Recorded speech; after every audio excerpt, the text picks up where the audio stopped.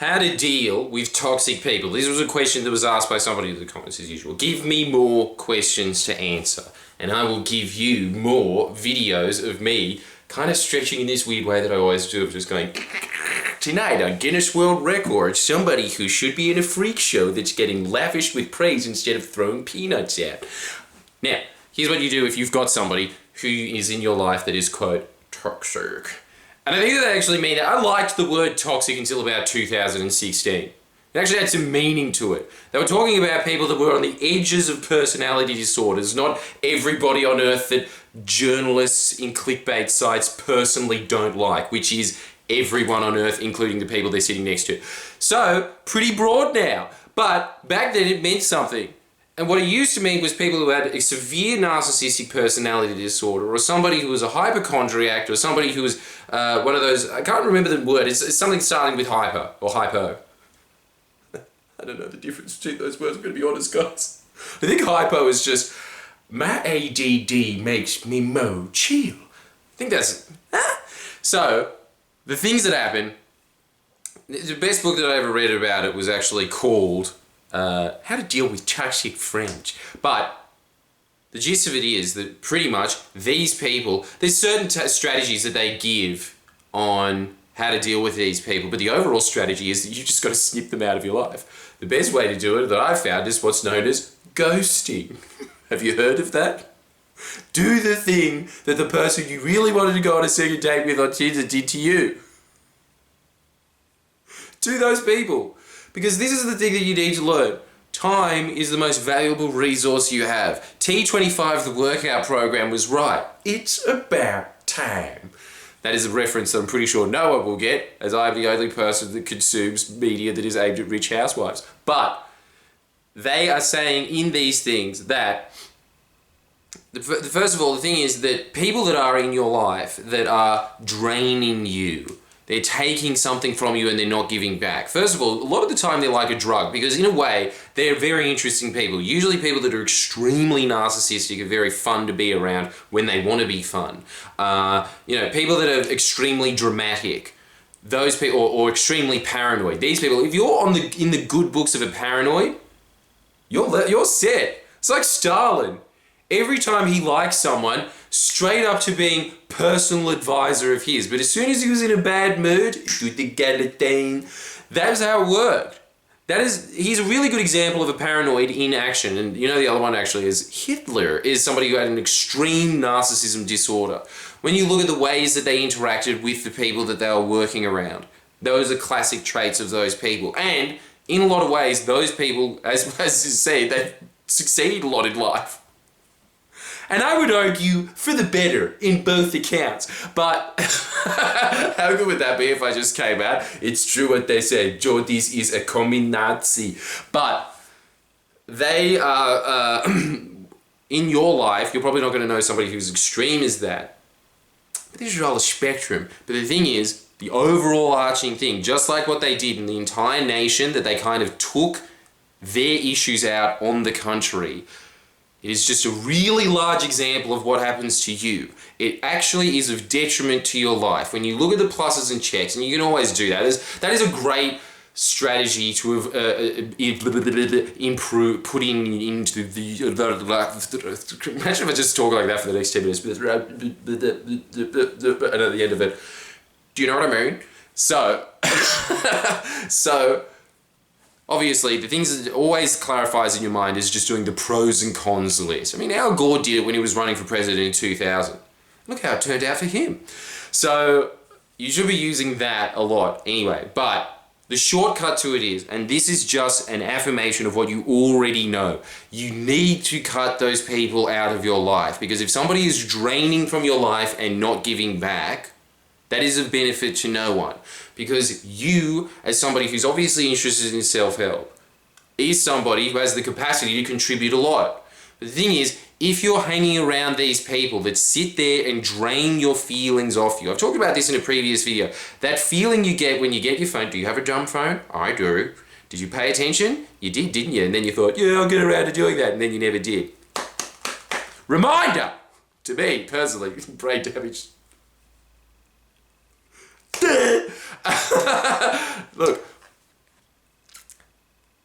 with this is the tool of communication. What you do is every time, this is the test. When you see someone calling you and you shudder and go, and you really don't want to answer the phone, you have to muster the energy to answer it. That is somebody who you should cut from your life. It is of greater benefit to you personally, and as a result of that, you have more energy to focus on yourself. This is how things work. This is what the left doesn't understand, and what the right doesn't understand is that you actually have to contribute to society. You can't just keep making yourself more and more awesome and then just being like, well, these people aren't, so kick down the ladder for you.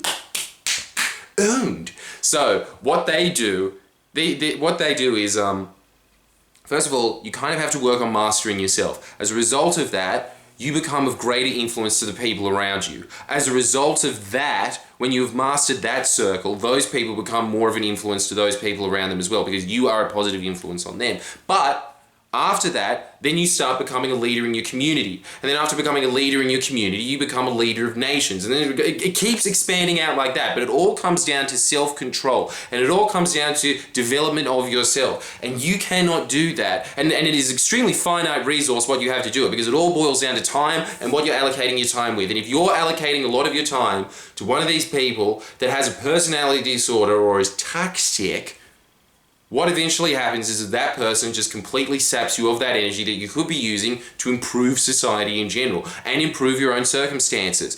These people that get caught up in this, I really appreciate what they do as a service if they're paid for it. Say if they're a carer or something like that, that's great. But we're not talking about those people that are that extreme anyway most of the time. Mostly what we're talking about is your run-of-the-mill narcissist or your run-of-the-mill paranoid. And there is a large section of society that is those people. And the thing is, those people are never going to change. The only person that can change you is you. For instance, with these videos, if you stop watching them, you will stop improving. Click the notification button so you never miss one. But it doesn't matter. If I don't speak to you, that's fine. Go listen to fucking Louise Hayes then, see if I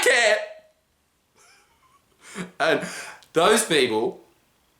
But the thing is that you should be focusing on some form of self-development media. You should be consuming that because it puts these messages into your head. Again, things that you already know, things that are obvious, but they need to be constantly reminded and reiterated.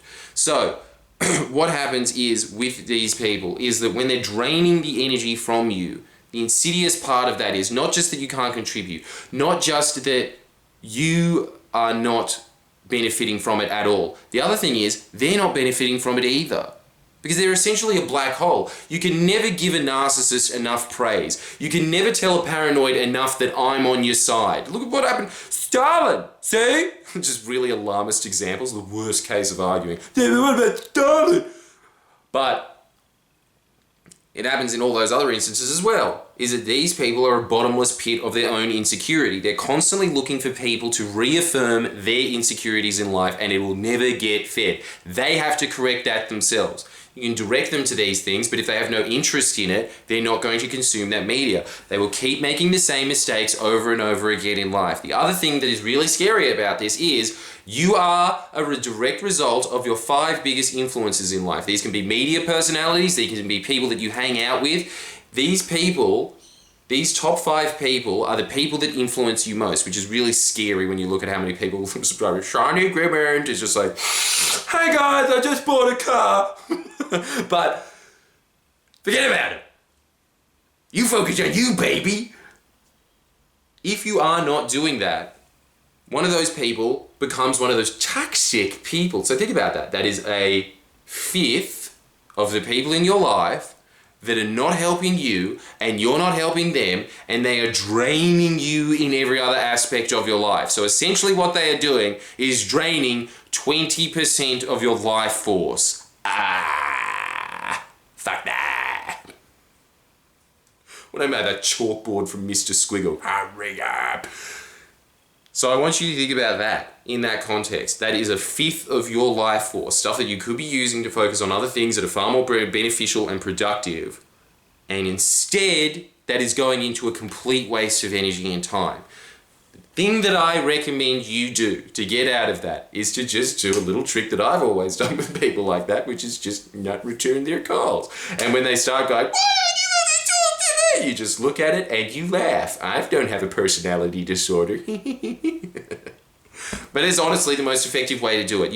It's the same thing with people who socialize too much. You know that there's been studies on this, and essentially what they found is that it's always the same. People that become successful in life, people that started off poor, became rich at the end of their life, it was the same path every single time. It's that they did what was necessary and difficult as opposed to what is easy and fun.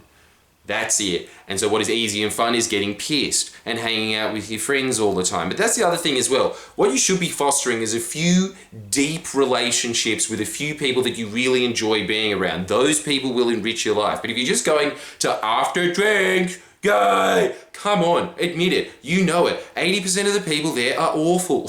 They suck. It wouldn't matter. You could just replace them with virtually anyone else in Sydney or Melbourne and it'd be exactly the same. You wouldn't notice them instead of, my name's Sharon, about my name's Tanya. But they're pretty much the same human being.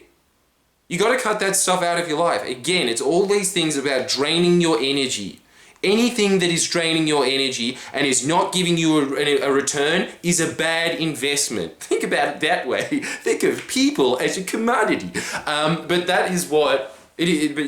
whatever way you look at it, and I strongly suggest the money one, whatever way you look at it, it is of no benefit, none, and it is actually of net negative gain to you. So, if you are one of these people that's like, how do I handle toxic people in my life? That's the wrong question. The question is, how do I eliminate them out of my life? That is what you should be focusing on. So just what I want you to do is, if you do have anybody in your mind that is instantly coming to the forefront of your mind, what you need to do is not do that thing where you just go, I've decided to cut you out, and here are the reasons why. Because usually what's going to happen is they're just going to sit there and convince you that I've changed, baby, or they're just going to figure out ways to supersede that. You just have to ghost them. It's the best way to do it. It's so brutal, but that's the thing about life. A lot of things, this is something that is not really mentioned in a lot of self-help. It's become a lot more prominent in later years, but it's something which is, it's just one of these harsh truths of life, which is that the path of self-development isn't exactly always rosy. It's a messy game sometimes. This one's getting too deep. I don't even know if I want to put this up. But it's true. It is true. You have to make tough decisions in life.